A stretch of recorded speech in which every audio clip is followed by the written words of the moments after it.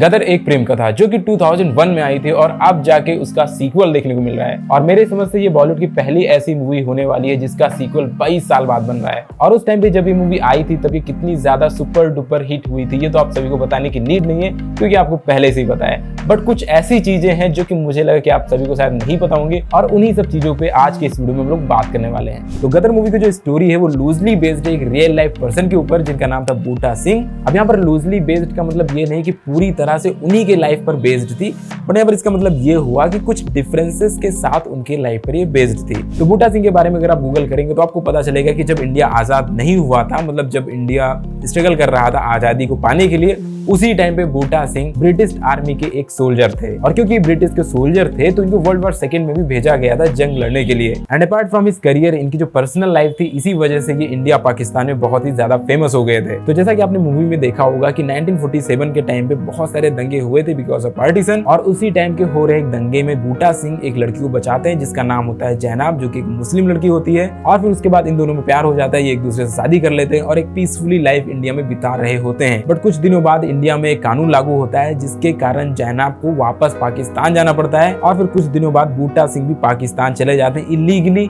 अपने जैनब को वापस इंडिया में लाने के लिए। और वहां पर जब वो जाते हैं तो जैनब मना कर देती इनके साथ दोबारा रहने से क्योंकि वो ऑलरेडी फैमिली प्रेशर में रहती है और इस वजह से उनकी मैरिज वहां पर टूट जाती है। बूटा सिंह जानता था कि जैनब ने दबाव में ऐसा किया है, मगर न जाने उस पल में उसने क्या सोचा कि आती ट्रेन के सामने कूदकर बूटा ने अपनी जान दे दी।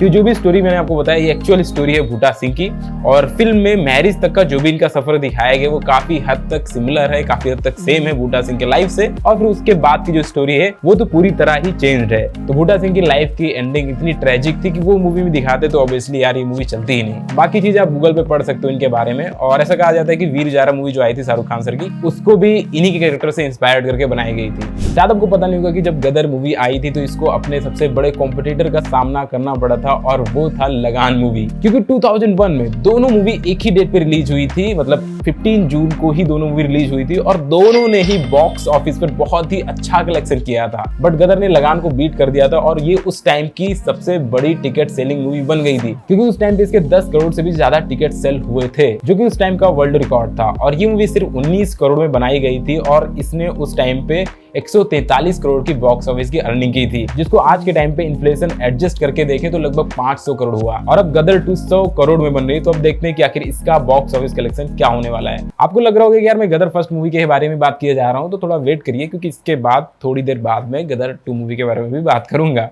और यार गदर मूवी के शूट के टाइम पे एक बहुत ही इंसेन चीज हुई थी और वो ये थी कि कपिल शर्मा भी वहां पे मौजूद थे, गदर मूवी की शूटिंग को देख रहे थे क्योंकि वहां पे उनके फादर साहब की ड्यूटी लगी थी और वहां पे बहुत ही कड़ी धूप में पूरा शूट हो रहा था, सेट डिजाइन किया गया था और कपिल शर्मा भैया हमारे इधर से उधर घूम रहे थे जिससे मूवी के बहुत सारे शॉट्स बेकार हो जा रहे थे। और ये चीज उस मूवी के एक्शन डायरेक्टर टीनू वर्मा को बहुत ही ज्यादा परेशान कर गई, तो वो कपिल शर्मा को बुलाए और खींच के लपोटा मार दिए। तो उसने खुद ही एक्सेप्ट किया सनी के शो में एक्सेप्ट, जब वो कपिल शर्मा थोड़ी था, जब भी वो एज ए जूनियर आर्टिस्ट आया था शॉट करने अमृतसर में।